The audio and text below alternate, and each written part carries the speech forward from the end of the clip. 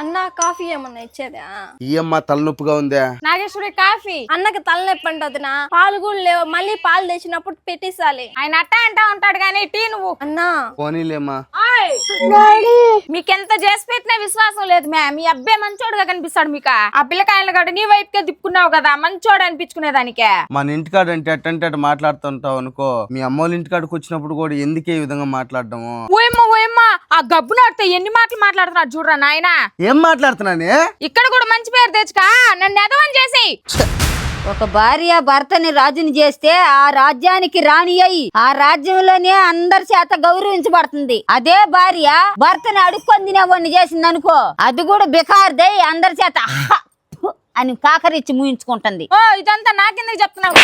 అర్థం కాలేదా? మళ్ళీ చెప్తా. నేను భర్తను ఎప్పుడైతే గౌరవిస్తావో అప్పుడే ఈ సమాజంలో నీకంటూ ఒక ఇల్లు ఉంటుంది. నీ ముందర నటిస్తూ మాట్లాడే వాళ్ళు కూడా నీ వెనక పక్క నవ్వుతా ఉంటారు. నువ్వు ఇచ్చే గౌరవం నీ సంస్కారాన్ని చూపిస్తుంది, అవతల వాళ్ళ అర్హత కాదు. వాదించి మనుషుల్ని వేధించి మనసుల్ని గెలవలేరు ఎవరు. ప్రేమ అభిమానం అనేది నీకు రెట్టింపు గౌరవాన్ని ఇస్తాయి. ఒకటి చెప్తా, నేను ప్రతి విషయంలోని భర్తతో గొడవపడి ఆడదే భర్తింటి మీద భర్తింటి మనుషుల మీద కాకుండా పుట్టింటి మీద అతి ప్రేమ చూపించే ఆడది.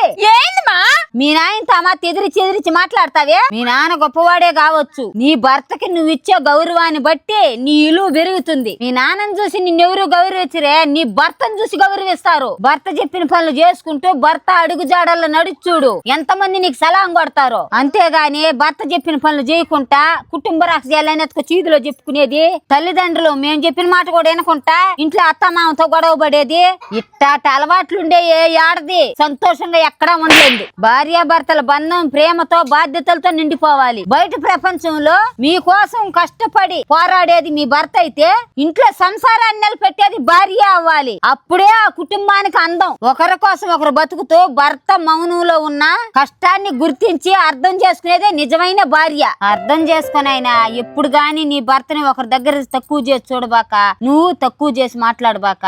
100కి 100 పాలు చెప్తున్నా, భర్త లేకపోతే ఏ ఆడపిల్లకి సమాజంలో ఇలువే లేదు. ఎంత డబ్బు పెట్టినా కొనలేని బంధం ఈ భార్య భర్తల బంధం. దీన్ని ఎప్పుడైతే సులకం చేస్తావో అప్పుడే నీ జీవితం నాశనం అయిపోయినట్టు. అమ్మా దీనికి చాలానే విలువ ఉందమ్మా. నాతో ఎవరు గౌరవించి మాట్లాడరు అనుకుంటా ఉంటాను. నా మొగుడిని నేను గౌరవిస్తా కదా నన్ను గౌరవించేదానికి. ఏమండి మిమ్మల్ని చాలా తప్పుగా మాట్లాడుతా ఉన్నానండి, క్షమించండి నన్ను. అత్తగారు, అల్లుడు గారు, నా బిడ్డను కూడా మీ బిడ్డ అనుకొని ఏదైనా చిన్న చిన్న తప్పులుంటే క్షమించండి. అమ్మమ్మ చెప్తే క్షమాపణ సూరు.